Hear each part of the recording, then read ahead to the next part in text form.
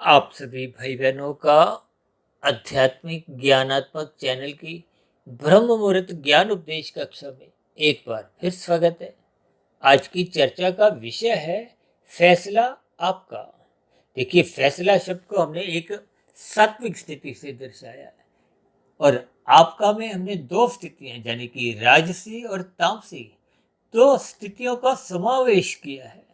और फैसला आपका के अंतर्गत ही हमने देखी तीन स्थितियां बचत, खर्चा और ऋण से जोड़कर इनको प्रकृति के तीन गुणों की स्थितियों से यानी कि बचत को सतोगुण से, खर्चा का रजोगुण से और ऋण का तमोगुण से एक संबंध जोड़ते हुए चर्चा करने जा रहे हैं। देखिए, ये बहुत ही सरल स्थितियां हैं ताकि मनुष्य को ये लाभ हानि की स्थितियां समझ में आ जाए। देखिए, सभी मनुष्य चाहते हैं हमारे जीवन में बचत हो। ये बचत का अभिप्राय क्या है कि आपका हमारा एक भविष्य में भी आपको हमें एक अनुकूल परिस्थितियां मिलती रहे। देखिए, आप भौतिक जगत में कितने ही प्रकार की बचत भी करते हैं, खर्चा भी करते हैं और ऋण लेने से सदा ही आप और हम बचते हैं। लेकिन आज की वीडियो में हमने ऋण को एक काले रंग से दर्शाया है। ये एक तामसी स्थिति है। ये तो शास्त्रों में देखिए स्पष्ट शब्दों में ही कहा गया, ये तमोगुण रजोगुण दोनों गुण बांधते हैं। अब देखिए ना, ऋण लेना कब पड़ता है? जब आपके हमारे खर्चे बढ़ जाते हैं। देखिए, आज की वीडियो बहुत ही सरल दिखते दिखते भी ये प्रकृति के तीन गुणों की गुणतम स्थितियों का कुछ वर्णन समझाते हुए कुछ दार्शनिक स्थितियों के भी आपको इनके कुछ भावार्थ समझने होंगे ताकि आपके हमारे जीवन में ये सात्विक स्थिति मजबूत हो। क्योंकि शास्त्रों में तो यहाँ तक भी कहा गया, एक साधारण मनुष्य का जो एक स्वभाव है वो तो विषय भोगों की भोगने की ओर ही एक बना रहता है। इसके पीछे का भी देखिए एक कारण है, वो आपका हमारा स्थूल शरीर का एक इंद्रिय दोष माना जाता है। इंद्रिय दोष का मतलब क्या है कि आपके हमारे स्थूल शरीर की कुछ बनावट ही प्रकृति की ऐसी बनी हुई है कि इसका विषय भोगों की ओर रुझान सहज ही बना रहता है। आपके हमारे स्थूल शरीर, सूक्ष्म शरीर और कारण शरीर, इन सभी स्थितियों को आपको हमें क्रमबद्ध तरीके से समझना होता है। अक्सर एक साधारण मनुष्य स्थूल शरीर के स्तर पर ही जीवन भर नाचता रहता है। नाचता का अभिप्राय है कि विषय भोगों में ही वो लिप्त रहता है। उसको सूक्ष्म शरीर और कार्य शरीर का कोई विशेष ज्ञान नहीं होता, जिसके फलस्वरूप मनुष्य अपने मिले हुए जीवन में कानून के अंतर्गत भी कब कितने अपराध करता रहता है। मनुष्य इससे कोई लज्जा महसूस नहीं करता, भले ही बचता तो इसलिए ताकि वो पकड़ा नहीं जाए। जबकि शास्त्रों के विरुद्ध जो तामसी स्थितियां हैं, निषेध कर्म हैं, जिनको शास्त्र बार बार मना करते हैं, ये मत करो, ये मत करो, दूसरों को पीड़ा मत दो, प्रकृति के नियमों का पालन करो, सत्संग करो, ये बार बार ये सभी स्थितियां समझाई जाती हैं। और स्पष्ट शब्दों में तो शास्त्रों में यहाँ तक भी कहा गया कि तमोगुण की निंदा करो। या निंदा करने का अभिप्राय एक निषेधात्मक स्थितियों से है, पाप कर्मों से बचने का एक आह्वान है। और रजोगुण के प्रति बार बार कहा जाता है इसकी उपेक्षा करो, इसके प्रति उदासीन रहो। और आज मनुष्य इन सभी स्थितियों में देखिए रजोगुण और तमोगुण, इनमें छलांगे लगाता हुआ मनुष्य किसी भी प्रकार से कोई रुकता नहीं, जिसके फलस्वरूप मनुष्य का सत्वगुण कमजोर होता जा रहा है। सत्वगुण कमजोर को ही आज हमने देखिए एक बचत की स्थितियों से दर्शाया। अब जिसकी बचत नहीं होती तो भविष्य में जब जब कुछ स्थितियां आपके अनुकूल नहीं रहती तो फिर ऐसी स्थितियों में आपका हमारा जो एक खर्चे की स्थितियां हैं, तो फिर वो विषय भोगों की जो स्थितियां हैं, वो खर्चे पूरे नहीं होते। जब खर्चे पूरे नहीं होते तो मनुष्य फिर अनीतिगत कार्य, कानून का उल्लंघन करता है, शास्त्र विरुद्ध कितने कर्म, पाप कर्म करता जाता है। मनुष्य को इसका बोध नहीं होता। देखिए, ये तीन स्थितियां बहुत ही सरल शब्दों में हमने तो समझाई, लेकिन इन तीन स्थितियों में ही अक्सर आपका हमारा ये जो जीवन है वो रजोगुण और तमोगुण में ही लगभग बीतता रहता है, या यूं ही बर्बाद होता रहता है। देखिए, शास्त्र तो बार बार कहते हैं कि रजोगुण की उपेक्षा करो, और हम तो अक्सर इस रजोगुण को विशेष प्रकार से समय की बर्बादी से ही जोड़ते हैं। क्योंकि इस स्थिति विशेष में आप और हम जितना भी समय बिताते हैं, वो ना तो देखिए कोई ऋण लेने की स्थितियां हैं, ना ही बचत की स्थितियां हैं। जब खाया पिया बराबर, यानी कि कोई बचत नहीं होती। लेकिन ऐसी स्थितियों में आपको हमें विचार करना होता है कि ये रजोगुण और तमोगुण पास पास है। अक्सर जो मनुष्य रजोगुण को सतोगुण की लगाम से एक मर्यादा में नहीं रखता, यानी कि जो मनुष्य अपने खर्चे के साथ साथ बचत नहीं करता, तो फिर ऐसे मनुष्य कभी ना कभी, जब उनका देखिए खर्चा पूरा नहीं होता, तो वो बार बार कुछ ना कुछ ऋण लेते रहते हैं। देखिए इस सभी दार्शनिक स्थितियों को आप जितना जितना गहरे तल पे समझते जाओगे, तो आपको अपने जीवन की कमजोरियां समझ में आने लगेंगी। जब तक मनुष्य को हानि की स्थितियां, कमजोरी की स्थितियां समझ नहीं आती, तब तक मनुष्य जागता नहीं है, सावधान नहीं होता, सचेत नहीं होता।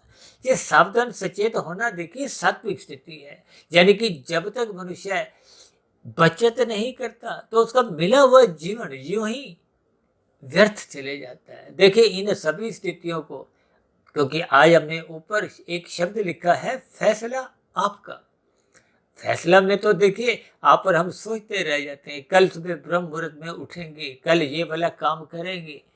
लेकिन मनुष्य की उम्र बीत जाती है। मनुष्य वो सभी फैसले जो मन के स्तर पर भले ही वो कभी कभार ले लेता है, किसी प्रभाव में, किसी दबाव में, लेकिन वो वास्तव में अपने जीवन में उन फैसलों पर अमल कर नहीं पाता, चल नहीं पाता। इसलिए तो शास्त्र बार बार कहते रहते हैं, निरंतर जीवन में सत्संग श्रद्धा पूर्वक करते रहो, करते रहो। ये श्रद्धा पूर्वक किया गया सत्संग ही आपके हमारे जीवन की एक बचत है। ये आपके हमारे रजोगुण को एक मर्यादित रखता है। जब रजोगुण मर्यादित रहता है, तो फिर मनुष्य को तमोगुण में गिरने का प्रश्न ही नहीं उठता। यानी कि जब आपके हमारे खर्चे एक मर्यादा में रहते हैं, आप फिजूल खर्ची नहीं करते। देखिए रजोगुण में रहते हुए तो लगभग 80-90% आपके हमारे जो खर्चे हैं, वो लगभग फिजूल खर्ची के ही होते हैं। हो सकता है आरंभिक स्तर पर ये सभी स्थितियां आपको हमें सुनना अच्छा नहीं लगता, क्योंकि आपके हमारे शरीर की देखिए कुछ आवश्यकताएं हैं। उन आवश्यकताओं की प्राप्ति के लिए, पूर्ति के लिए, भागदौड़ करने के लिए आपको भी कुछ पुरुषार्थ करना होता है। इसलिए तो 4 पुरुषार्थ धर्म, अर्थ, काम, मोक्ष समझाए गए। अक्सर संसार में धर्म की चर्चाएं बहुत होती है, लेकिन धर्म मार्ग पर चलने की स्थितियां बहुत गिनती के लोगों में पाई जाती है। देखिए ये अपने कर्तव्य पालन की स्थितियों से है। अक्सर हम धर्म को देखिए लाल बत्ती पे रुकने से और हरी बत्ती पे चलने से समझाते हैं। ये तो आप कहोगे कि लगभग 90%, 95% लोग तो लाल बत्ती पे रुके होते हैं। लेकिन ये लाल बत्ती पे रुकने का स्तर जब आपका हमारा एक कर्तव्य पालन की स्थिति में, अनुशासन में होता है, तो उस स्थिति विशेष में आपके हमारे मन बुद्धि के स्तर पर, कारण शरीर के स्तर पर एक अनुशासन आता है, अच्छे संस्कार बनते हैं। यदि आप स्थूल शरीर के स्तर पर किसी भय से आप उस लाल बत्ती को पार नहीं करते, तो भले ही आपका हमारा स्थूल शरीर के स्तर पर कोई चलान तो नहीं करते, लेकिन मानसिक स्तर पर स्थितियां कोई अच्छी नहीं रहती। वो देर फिर मनुष्य को तमोगुण में गिराती रहती है। यानी कि जब जब आपके हमारे खर्चे देखिए लाभ के लिए शास्त्र बार बार कहते हैं पुरुषार्थ करो, लेकिन लोभ से बचो। लोभ एक राशि स्थिति है। लोभ कब उत्पन्न होता है? जब आपके हमारे इच्छाएं भोगों की बढ़ने लगती हैं। देखिए ये गंध, रस, रूप, स्पर्श, शब्द, ये 5 भोग्य विषय हैं। इन्हीं 5 भोग्य विषयों को एक मर्यादित रखने के लिए त्रेता युग में भगवान प्रभु राम जी ने विभिन्न प्रकार की आपके हमारे जीवन की एक मर्यादा निश्चित की कि आपको हमें अपनी जीवन एक मर्यादित रखना चाहिए। और यही ज्ञान उपदेश धर्म से जोड़ते हुए भगवान श्री कृष्ण जी ने अर्जुन के रथ के 5 घोड़ों की स्थितियों को एक अनुशासन में रखा है। उसकी लगाम, उन घोड़ों की जो एक लगाम है, उसको अपने हाथ में रखते हुए, देखिए लगाम का अभिप्राय मन से है। ये मन ही चंचल स्थिति में रहता है। कभी एक विषय भोगा, फिर दूसरा, फिर तीसरा, फिर चौथा, 5वां, यानी कि रुकता नहीं है, थकता नहीं है। आज देखिए संसार में जितने भी विज्ञापन आते हैं, ये जितने भी फैशन की स्थितियां हैं, फिल्मी जगत की स्थितियां हैं, टीवी में धारावाहिक की स्थितियां हैं, ये खेल तमाशे, मौज मस्ती, मनोरंजन की स्थितियां, इनका संबंध देखिए मन से है। बुद्धि के स्तर पर यदि आप इन पर विचार करोगे तो आप पाओगे कि ये सभी स्थितियां आपके हमारे जीवन की एक समय की बर्बादी करती है। अक्सर हम बार बार कहते रहते हैं कि सत्संग करो, ब्रह्म मुहूर्त में उठो। तो अक्सर कुछ भाई बहन यहाँ तक भी कहते हैं कि देखिए उस समय विशेष में ही हमें एक गहरी नींद आती है। और कई मनुष्य तो देखिए सूर्य उठने के बाद, सूर्य के जगने के बाद, सूर्योदय के बाद भी सोए रहते हैं। अक्सर ऐसे मनुष्य देखिए खिड़की दरवाजे बंद कर देते हैं, पर्दा भी आगे कर देते हैं। ये देखिए एक दार्शनिक स्थिति है, यानी कि जब आप और हम अपने जीवन में सत्संग को आने से रोकते हैं, प्रकाश को आने से रोकते हैं, ज्ञान को आने से रोकते हैं, तो निश्चित रूप से आपके हमारे जीवन में अंधकार में स्थितियां, अज्ञानता की स्थितियां बनी रहती हैं। और अज्ञानता की स्थितियों में तो देखिए लगभग अनैतिक कार्य ही होते हैं। मनुष्य कानून का भी उल्लंघन करता रहता है और शास्त्र विरुद्ध कब कितने पाप कर्म कर जाता है मनुष्य को इसका बोध नहीं होता। शास्त्रों में तो भागवत पुराण में विशेष स्तर पर 5 निंदनीय स्थानों का जिक्र किया है। दूध कीड़ा, मद्यपान, स्त्री संग, हिंसा और अनीतिगत कार्यों से कमाया गया धन, ये सभी निंदनीय स्थान है। इन निंदनीय स्थानों का संग होने मात्र से मनुष्य कब कितने पाप कर्म करता जाता है, मनुष्य को इसका बोध नहीं होता। और राशि मनुष्यों की तो देखिए बुद्धि भी कुछ धुंधली होती है। देखिए सात्विक बुद्धि तो तभी बन पाती है जब आपके बारे निरंतर बुद्धि को सत्संग की खुराक मिलती है। निरंतर सत्संग की खुराक मिलने से ही बुद्धि में एक विवेक शक्ति जगने लगती है। वो विवेक शक्ति ही परमात्मा की नजदीकियां प्राप्त करने के लिए आपको हमें प्रोत्साहित करती है। अन्यथा यदि विवेक शक्ति जगती ही नहीं है, देखिए विवेक शक्ति तो तभी जगती है जब सर्वप्रथम आप श्रद्धा पूर्वक शास्त्रों का स्वाध्याय करते हो। शास्त्रों का स्वाध्याय करने का अभिप्राय क्या है कि आप गुरु के प्रवचनों को भी आदर पूर्वक सुनते हो। ये सभी स्थितियां फिर मनुष्य को ब्रह्म मुहूर्त में उठने के लिए प्रोत्साहित करती हैं। और ब्रह्म मुहूर्त तो देखिए सत्वगुण की एक शुद्धतम स्थिति है। उस स्थिति विशेष का जगने मात्र से आपको मैं स्थूल शरीर के स्तर पर, सूक्ष्म शरीर के स्तर पर, कार्य शरीर के स्तर पर विशेष लाभ मिलने लगता है। अक्सर देखिए जब स्थूल शरीर के स्तर पर आपका हमारा शरीर रोगग्रस्त होने लगता है, तो ऐसी स्थिति में जब आप डॉक्टर से अपना स्थूल शरीर का रोगों का उपचार करवाते हो, तो फिर डॉक्टर भी आपको हमें सलाह देते हैं सुबह जल्दी उठो। वो जल्दी उठने की स्थितियों का अभिप्राय ब्रह्म मुहूर्त की स्थितियों से ही है। सैर को जाओ, व्यायाम करो, खाने पीने में ये परहेज रखो। इन सभी स्थितियों को यदि आप हम अपने जीवन में आध्यात्मिक स्तर पर नहीं समझते, तो फिर आपके हमारे जीवन की आध्यात्मिक उन्नति के दरवाजे कोई खोल नहीं पाते। और आध्यात्मिक उन्नति के दरवाजे जब तक बंद रहते हैं, तो इसका अभिप्राय ये है कि आपके हमारे जीवन में किसी भी प्रकार की आपने कोई बचत नहीं की, आपने कोई कमाई नहीं की। देखिए हालांकि हम शुद्ध कमाई का अभिप्राय तो देखिए कर्म योग, ज्ञान योग, भक्ति योग की स्थितियों से लेकर समझते हैं, लेकिन फिर भी देखिए आज जो हमने बचत की स्थितियां लिखी है, यहाँ बचत की स्थितियों की जो एक आरंभिक स्थितियां हैं, उसका अभिप्राय जब आप और हम प्रोप करके कार्य करते हैं, भले ही सकाम भाव से करते हैं। ये प्रोप करके कार्य मनुष्य को देखिए तमोगुण में गिरने से तो बार बार बचाते रहते हैं। देखिए जो मनुष्य अपने जीवन में आर्थिक स्तर पर भी बचत करता रहता है, तो ऐसे मनुष्यों के खर्चे कभी कभी कुछ बढ़ भी जाए तो उनको कम से कम ऋण लेने की जरूरत नहीं पड़ती, क्योंकि वो की गई बचत उनके काम में आ जाती है। देखिए इन सभी स्थितियों के यदि आपको संकेत समझ में आ गए हैं, तो यही संकेत आपने आर्थिक स्तर से ऊपर उठते हुए आध्यात्मिक स्तर पर इनको अपने जीवन में उतारना है, ताकि आपके हमारे जीवन में ये जो फैसला लेने की स्थितियां हैं, देखिए ये जो आपका शब्द में है, आप शब्द में हमने एक राशि स्थिति दर्शाई है, यानी कि आपका हमारा जो एक जीवन है वो विषय भोगों की गलियों में अधिक लिप्त है। आज हमारे जो भोग विषय है ये 24/7 की दिशा पकड़ चुके हैं, जिसके फलस्वरूप आपके हमारे ये जो दिनचर्या है वो 2 के 4 पे रुकते नहीं है, 4 से 40 पे रुकती नहीं है, 40 पे 4,000 4 लाख पे रुकती नहीं। आज तो देखिए करोड़ों अरबों खरबों की स्थितियां बनती जा रही हैं। देखिए मनुष्य ने खाने अपने जीवन में 100 रुपए है, 1000 रुपए उसने धर्मानुसार कमा भी लिए, तो फिर ऐसी स्थिति विशेष में यदि आप लाखों करोड़ों की एक भाग दौड़ के लिए भागते जा रहे हो, तो वो कमाया गया धर्मानुसार धन भी आप और हम भोग नहीं पाते, भोगने की स्थिति ही स्थूल शरीर की नहीं होती। और अक्सर जब मनुष्य भागता है तो उसके मन बुद्धि का जो एक बुद्धि का स्तर है उसमें कुछ कमजोरी आने लगती है। यहाँ कमजोरी आने का अभिप्राय आध्यात्मिक स्तर पे है। आध्यात्मिक स्तर पर जब कमजोरियां आने लगती हैं तो फिर मनुष्य धीरे धीरे भौतिक जगत में ही अधिक से अधिक संग्रह वृत्ति में लिप्त होते हुए कब कितने पाप कर्म करता रहता है, मनुष्य को उस बात का बोध ही नहीं रहता है। इसलिए हम सभी भाई बहनों को अपने जीवन में निरंतर सात्विक फैसले लेने होंगे।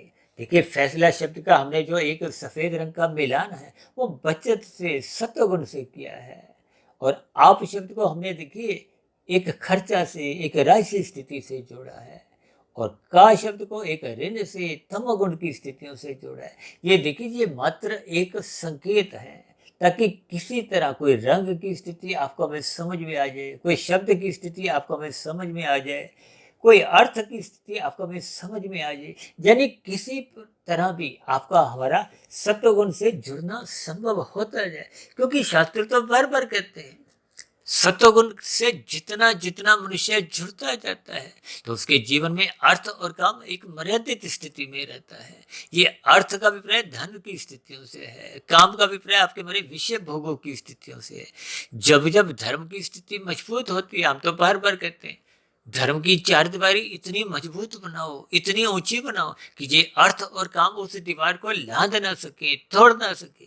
क्योंकि जब तक धर्म प्रथम स्थान पे रहता नहीं है तो फिर ये अर्थ और काम ये छलांगे भौतिक जगत में ही लगाते हैं। और रजोगुण और तमोगुण ये दोनों गुण पास पास हैं। देखिए तमोगुण को हम 1, रजोगुण को 10 और सत्वगुण को 100 से दर्शाते हैं। इसलिए तो शास्त्रों में विभिन्न प्रकार के कर्मकांड रचे गए ताकि मनुष्य 10 से 100 पे जाए, 10 से 1 पे गिरे नहीं, यानी कि मनुष्य अपने जीवन में राशि विषय भोगों को मर्यादा में रखे, अपने जीवन के खर्चों को एक मर्यादा में रखे ताकि वो तमोगुण में गिरे नहीं, ताकि उसके खर्चे ऐसे बढ़े ही नहीं कि उसको ऋण लेना पड़े। देखिए ये सभी स्थितियां आपको हमें सत्वगुण की ओर एक इशारा करती है कि आपको हमें मिले हुए जीवन में सत्वगुण का संग करना है। शास्त्र तो जहाँ तक कहते हैं कि जो मनुष्य सत्संग नहीं करता उसके जीवन में पशु वृत्तियां, ये आहार मैथुन निद्रा है, ये सहज ही पनपने लगती हैं। मनुष्य इन पशु वृत्तियों में ही जब अपना जीवन बिताता है तो फिर ऐसे मनुष्यों की कभी भी कोई देखिए बचत नहीं होती। जब बचत ही नहीं होती तो फिर शुद्ध कमाई जो कि कर्म योग, ज्ञान योग, भक्ति योग की स्थितियों के लिए विशेष प्रकार से आपको हमें मनुष्य जीवन का एक अवसर मिला है, उस अवसर का फिर आप और हम लाभ उठा नहीं पाते। जैसे खिलाड़ी देखिए खेलते खेलते जब जब वो अवसर को खोता रहता है तो ऐसे खिलाड़ी उस मैच को जीत नहीं पाते। ठीक इसी तरह जो मनुष्य देखिए अपने जीवन में अपने मिले हुए जीवन के अवसर का लाभ नहीं उठाता, शुद्ध कमाई की ओर अग्रसर नहीं होता। और देखिए शुद्ध कमाई तो तभी होती है जब आरंभिक स्तर पे आप भौतिक स्तर पे ही चाहे परोपकार के कार्य ही आप बचत रूप में करते जाते हो। ये पुण्य कर्म बचत की ही स्थितियां, क्योंकि शास्त्र यहाँ तक भी कहते हैं कि जितना सत्वगुण मजबूत कर सकते हो उतना आप तमोगुण में गिरने से बच सकते हो। देखिए तमोगुण का अभिप्राय अंधकार से है। जितना ज्यादा आप प्रकाश करते हो तो अंधकार में स्थितियां सामने आ ही नहीं सकती। देखिए इनके एक दार्शनिक भाव है। सूर्य के प्रकाश के सामने देखिए धुंध भी नहीं टिकती और अंधकार भी नहीं टिकता। इसका अभिप्राय है कि जब जब आप सत्वगुण को एक अपने जीवन का लक्ष्य बना लेते हो, ब्रह्म मुहूर्त में उठने का अपना स्वभाव बना लेते हो, गुरु के प्रवचनों को सुनने की आपके हमारी एक जिज्ञासा बनी रहती है, शास्त्रों का स्वाध्याय करने की आपके हमारी एक रुचि रुझान बना रहता है। ब्रह्म मुहूर्त पे उठते हुए ये सभी स्थितियों का जब निरंतर संग होता रहता है तो आपका हमारा स्थूल शरीर ही पवित्र नहीं होता, आपका हमारा मन बुद्धि के स्तर पर सूक्ष्म शरीर मन बुद्धि ये भी पवित्र होने लगते हैं। मन बुद्धि के स्तर पर जब पवित्रता आती है तो इसका अभिप्राय क्या है कि अब बुद्धि में विवेक शक्ति जगने लगती है। वो विवेक शक्ति बुद्धि के स्तर पर जब जग जाती है तो मन कभी भी विषय भोगों की गलियों में कभी भी आवारागर्दी करने उतरता ही नहीं, क्योंकि मन की जो एक लगाम है वो बुद्धि रूपी विवेक शक्ति के अधीन है। यही ज्ञान उपदेश तो गीता में भगवान श्री कृष्ण जी ने अर्जुन के रथ के घोड़ों की जो लगाम है वो अपने हाथ में रखते हुए ये एक ज्ञान उपदेश दिए, संकेत दिए, इशारा किए कि आपको हमें गुरु की सम्मुखता बनाते हुए अपने जीवन को अनहद से रखना चाहिए। ये सभी स्थितियां तभी बन पाती हैं जब हम शास्त्र विहित कर्म अपने जीवन में करते।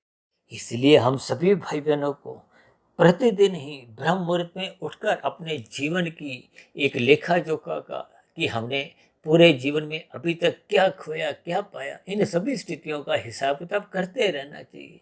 देखिए जैसे मनुष्य बैंक के खातों का अपने किए गए निवेशों पर एक पैनी नजर रखता है, भले ही उसके जीवन में कुछ विशेष समय ना भी बचा हो, फिर भी वो बचत की स्थितियां आर्थिक स्तर पर इन सभी स्थितियों में तो संलग्न रहता है, जबकि आपका मेरा स्थूल शरीर निरंतर मृत्यु की परछाई की ओर अग्रसर होता जा रहा है। यानी कि आपका मेरा मिला हुआ जीवन यानी शुद्ध कमाई करने का जो एक अवसर है वो निरंतर कमजोर पड़ता जा रहा है। जैसे आप परीक्षा में बैठे होते हो ना, 2 घंटे 2.5 घंटे 2.75 घंटे हो जाते हैं तो लगभग 10-15 मिनट में फिर आप जल्दी जल्दी कुछ और एक संक्षेप में अपनी उत्तर पुस्तिका का निरीक्षण करते हो।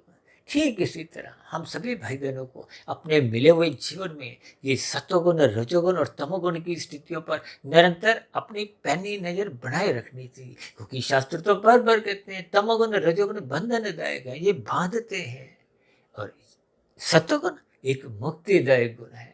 देखिए सतोगुण जितना मजबूत होगा फिर उतनी उतनी संभावनाएं बनने लगती हैं, कर्म योग की, ज्ञान योग की, भक्ति योग की।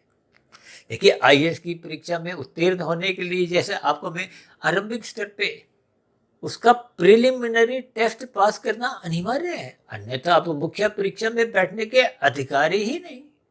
ठीक इसी तरह ये राजसी तामसी मनुष्य है, परमात्मा के कर्म जो ज्ञान जो भक्ति जो के मार्ग पर चलने के अधिकारी नहीं होते। इसके संकेत समझिए, यानी कि आपको मैं अपने जीवन में सतोगुण मजबूत करना है, और सतोगुण मजबूत तभी होता है जब आप गुरु के प्रवचनों को आदरपूर्वक सुनते हो, शास्त्रों का निरंतर स्वाध्याय करते रहते हो, ब्रह्म मुहूर्त में निरंतर उठने का अपना एक स्वभाव संस्कार जगा लेते हो, तो फिर ये सभी स्थितियां आपका हमारा सतोगुण मजबूत करते हैं। और मजबूत सतोगुण के सामने ये राशि स्थितियां, संसारी स्थितियां, भोगों की स्थितियां ये कभी भी टिक नहीं पाती। ये भोग विषयों का जो एक आकर्षण है, देखिए राशि मनुष्यों को तो ये भोग विषयों के जो आकर्षण है वो चुंबकीय लगते हैं। ये विज्ञापन की स्थितियां, फैशन की स्थितियां, फिल्मी जगत की स्थितियां वो उनको आकर्षित करती हैं। इसलिए तो मनुष्य देखिए टीवी पे भी कुछ ऐसे ही काल्पनिक धारावाहिक देखने में रुकता नहीं है, थकता नहीं है। भले ही हमारी देखिए आध्यात्मिक वीडियो जो बहुत कुछ कभी कभी लंबी हो जाती है, उन पर 10 प्रकार के प्रश्न चिन्ह उड़ा देता है, क्योंकि एक राशि मनुष्यों की विषय भोगों के प्रति तो रुचि बनी रहती है, लेकिन आध्यात्मिक बातों को जानने की जिज्ञासा हो नहीं पाती। इसलिए मेरी आप सभी भाई बहनों से विनती है कि हम सभी भाई बहनों को अपने मिले हुए जीवन में समय के रहते रहते ये फैसला शब्द जो कि सतुगुण से जुड़ता है, इस दिशा की ओर आपको में फैसला लेना होगा, ताकि हम ब्रह्म मुहूर्त में उठने का अपना एक स्वभाव बनाए। देखिए हम तो संध्या बेला ज्ञान कक्षा की वीडियो भी इस ब्रह्म मुहूर्त समय विशेष में ही रिकॉर्डिंग का एक कार्य करते हैं। इन सभी स्थितियों के संकेत आपको में समझने होंगे, क्योंकि ये ब्रह्म मुहूर्त समय विशेष ये तमोगुण की काली परछाई से बहुत ही दूर चले जाते हैं, क्योंकि तमोगुण सो चुका है और संसारी रजोगुण जो एक आकर्षक स्थिति है, ये रंगीन विषय भोगों की स्थितियां, ये अभी जगी नहीं होती। तो फिर इस समय विशेष का आप और हम जितना लाभ उठा सकते हैं, विषय को उठाना चाहिए। यही आपके हमारे जीवन की एक बचत है। फिर ये बचत ही धीरे धीरे आपको मैं कर्म योग, ज्ञान योग, भक्ति योग में स्थित करते हुए शुद्ध कमाई करवा जाती है। ये शुद्ध कमाई होने से कारण शरीर में शुभ संस्कार बनने लगते हैं।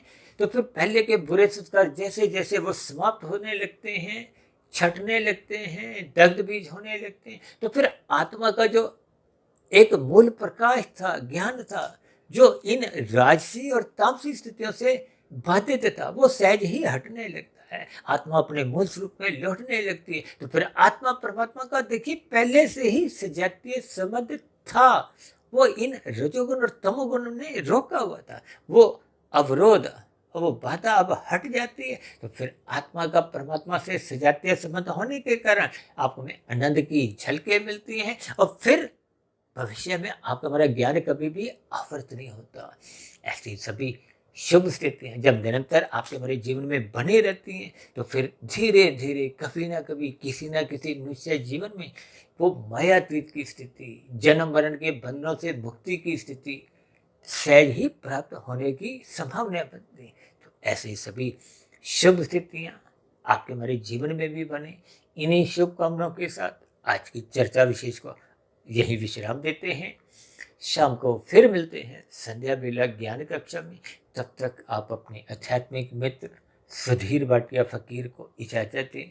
फिर भी आज की वीडियो संबंधित कोई बात आपको दार्शनिक रूप में समझ नहीं आई हो, या आर्थिक स्तर पर ये कही गई बातें कोई आपको बुरी लगी हो, तो मेरी उन सभी स्थितियों के लिए मैं क्षमा चाहता हूँ। फिर भी वीडियो संबंधित आपका कोई प्रश्न हो, कोई मेरी कही गई बातों पर आपकी किसी प्रकार की कोई आपत्ति हो, या आपका कोई सुझाव हो, तो आपके प्रश्नों का, सुझावों का और शिकायतों का नीचे दिए गए कमेंट्स बॉक्स पर सदा ही स्वागत है। आप चर्चा विशेष को यहीं विश्राम देते हैं।